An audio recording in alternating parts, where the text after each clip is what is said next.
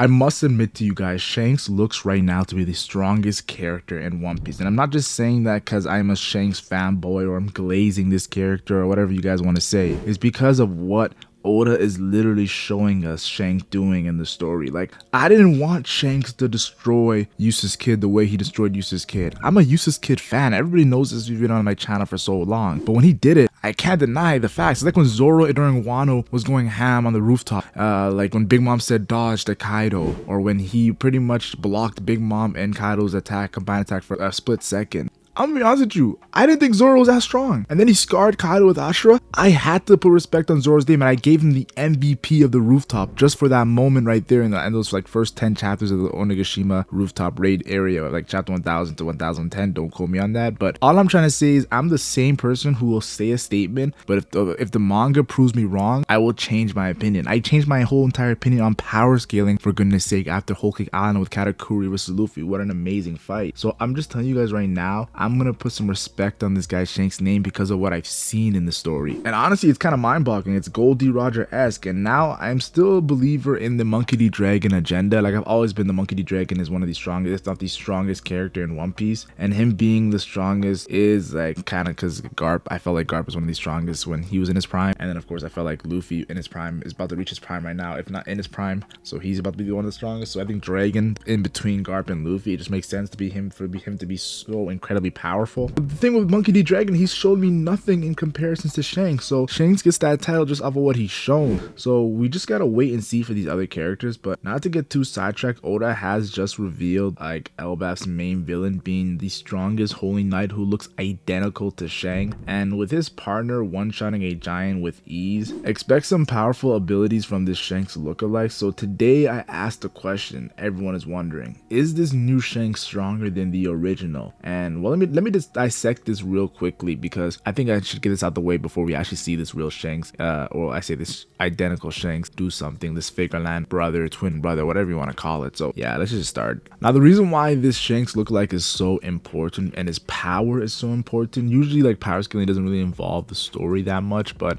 recently Oda has to involve power scaling and he's kind of forced to do it because look at Wano. Wano had Kaido and Big Mom.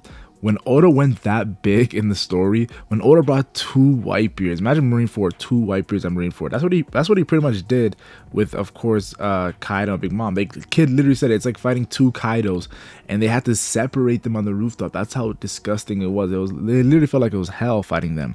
And then Luffy became a Yonko after this arc. Like, Oda definitely put the limits very high by putting 2 Yonkos here. And I was one of those fans who were like, yo, 2 Yonkos a little too crazy.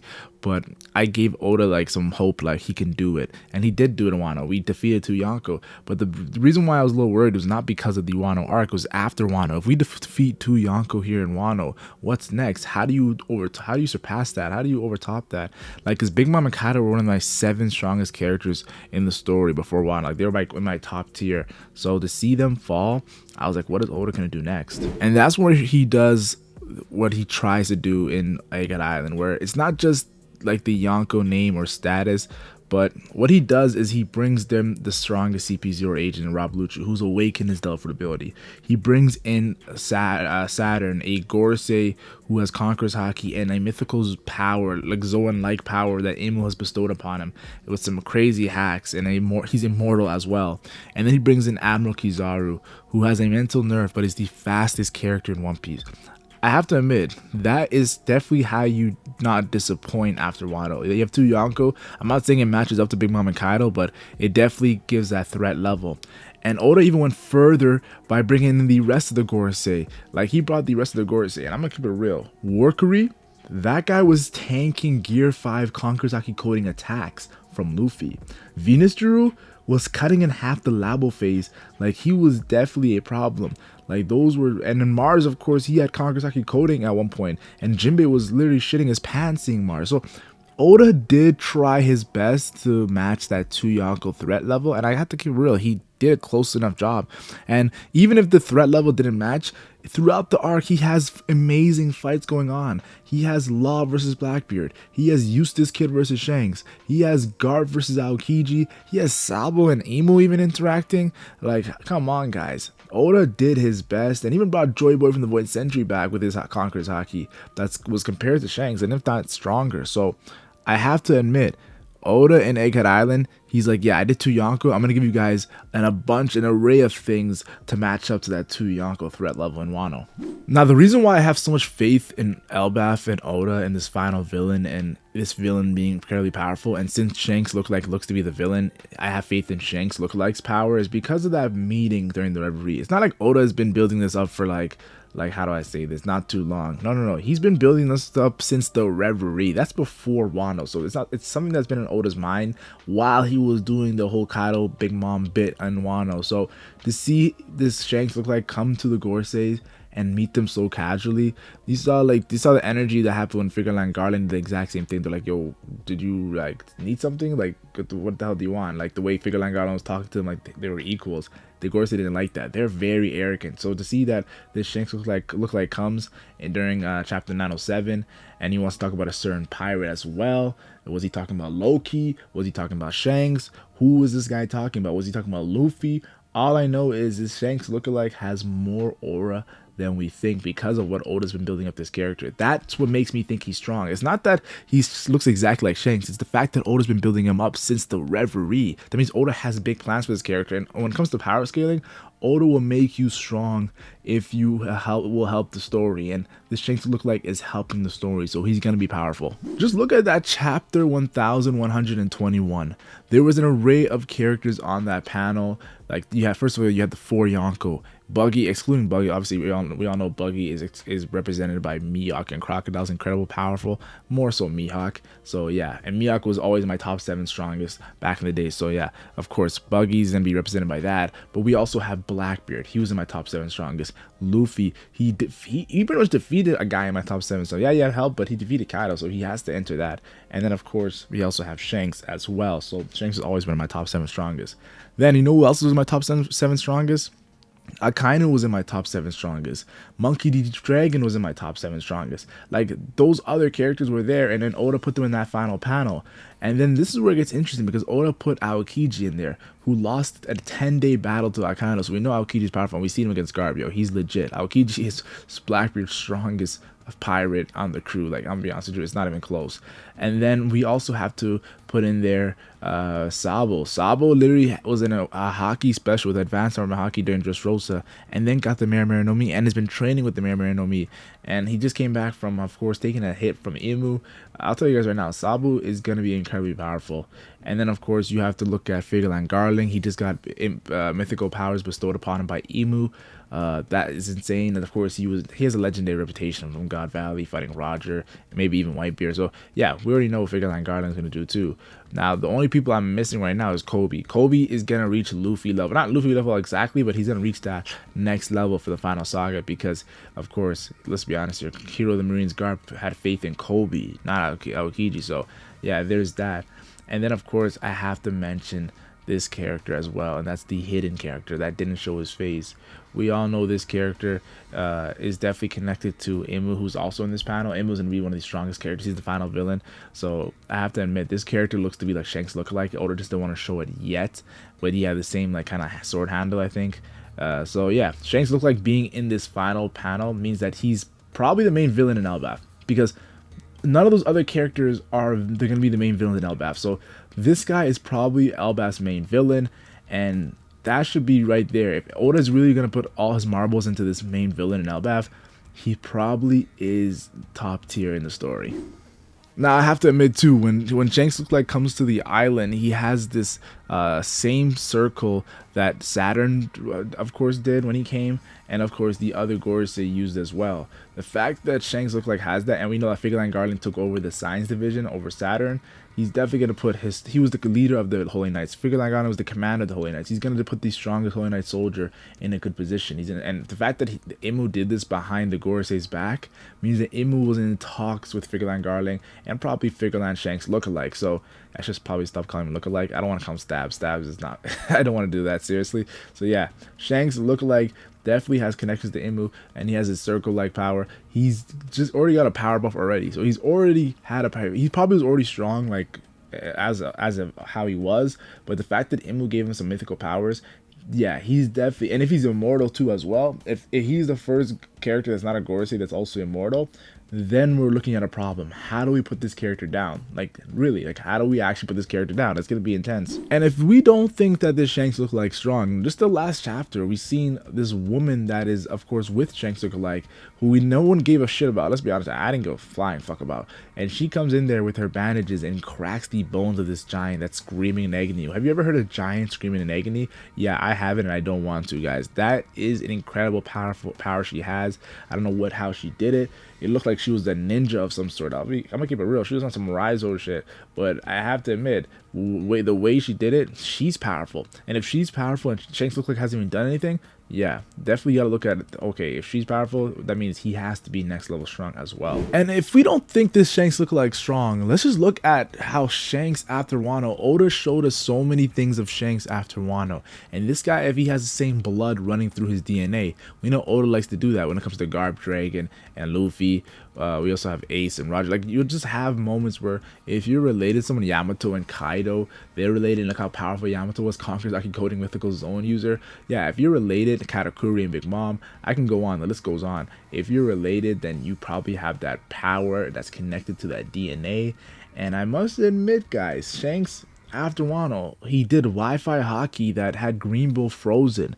You have an Admiral frozen just from your Congress Haki. You're not even on the island. You haven't even stepped a foot on the island, and you have an Admiral with Congress Haki that's frozen and leaves the island. Yeah, Shanks, that is power. Then when first time we ever see him fight, the first thing he does is looks into the future, not for 1 second, not for 2 seconds. He looks 10 seconds into the future. Let me count to 10 right now for you guys. 1, 2, 3, 4, 5, 6, 7, 8, 9, 10. You know how much time went by? And I was counting fast. Think about that. I was counting fast. That's what Shanks looks into the future. He's better than Katakuri at it. He's better than Kaido at it. He's better than Luffy at it. And that's the big deal, guys. He's the best feature set user. He's the best observation Haki user we've seen in the story. And then, of course, Oda even recently mentioned it. Shanks is the only character who can copy Goldie Roger's move when it comes to Divine Departure. Yes, he's the only one doing it, and he did it just off his straight talent of watching Roger on the crew. Shanks, since he was 1 year old, has been watching Roger fight. He knows Roger's tendencies as a kid, and you all know you pick up on things faster when you're younger than when you're older. So Shanks, the divine departure we've seen against Eustace Kid and Killer, that took out both Eustace Kid and Killer. People are not understanding that Eustace Kid was taking Big Mom attacks in Wano. Big Mom's a Kankosaki coding user with immense powerful strength. As a kid, she could kill a bear with 1 hit. And yeah, that same Big Mom was doing incredibly powerful attacks to Kid. Even Big Mom said, "How are you still standing, Kid?" And guess what happened, guys? Shanks came in there and one-shot him. And not just him, Killer, who was tanking a bunch of Hawkins attacks. Killer got even hit with that and got one-shotted too. That is not normal, guys. People are trying to make it normal. It's not normal. A Yonko shouldn't be able to do that. What a Yonko should be able to do is one-shot a Yonko commander level character, not one-shot Eustace Kid off a Big Mom win and Killer. That it should not be a thing.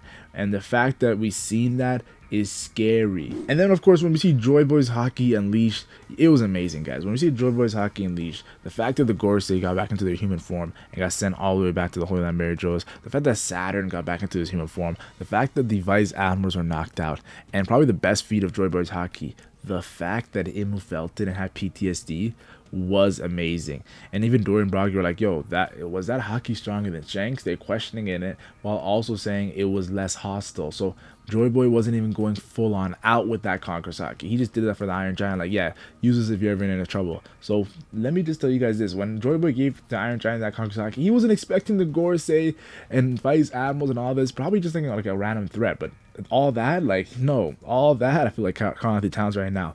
Yes, Joy Boy's Haki is insane. If Shanks' Haki is being compared to that Haki, yeah, this guy's a big deal. And then, of course, you don't have to look at Shanks when it comes to DNA. You can even look at this Shanks lookalike's father. If his father is Figarland Garling, who, let's keep it real, guys, when it comes to Figarland Garling, he's a Gorosei member. Think about that.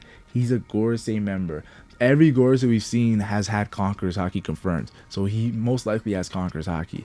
And every Gorosei we've seen is incredibly powerful with some mythical-like power, and they are durable as well. They're immortal, guys. So just off of that, how to say this, if the fact that Figarland Garling was appointed a Gorosei, he might be the first ever character to be appointed a Gorosei since the Void Century, because we've seen Saturn look exactly the same 200 years ago. So I'm telling you guys right now, this was a big deal. And finally, Figarland Garling also, when he in his past, when you look at his young days, if he has a DNA of Shanks and he has a DNA of this Shanks lookalike, Figarland Garling, Oda said he's incredibly powerful just off being off of God Valley and fighting Goldie Roger and all these legends. He fought Goldie Roger, and if he also scarred Whitebeard, and that's why Whitebeard said, yo, every time I look at your face, it reminds me of that guy who scarred me.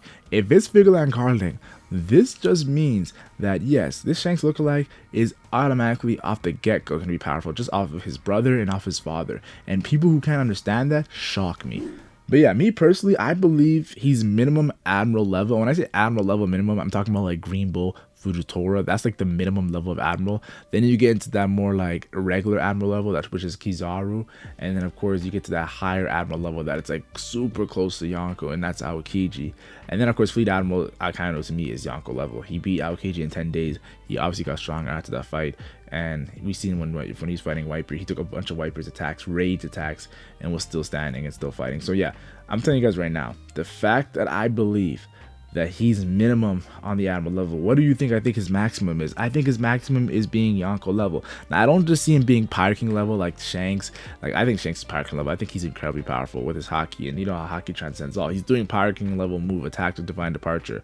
I don't think he's like exactly Shanks' power, so I can't say he's stronger than Shanks, but I do think he's very close to Shanks. He's not like a scrub, guys. He's very close to Shanks, and with the power buffs I think he got with Figarland Garling helping out when it comes to IMU, if he got those power buffs, he might as well be like not even minimum Yonko level. He could be in the middle echelons, maybe even the top tier Yonko level. And that's when you start to reach the question of is he Pirate King level. So yeah, this Shanks lookalike is a legit villain. He has legit power, and he's comparable to Shanks in power. People have to understand that. Just out of all the things I just talked about in this video, all the things I just talked in this video should confirm why I believe and should make you guys think maybe he is, maybe have a chance to be stronger than Shanks. Even though I don't think it's ever gonna happen, you still gotta question it, because how do I say this? He's not a regular character. He's built different. But debate in the comment section.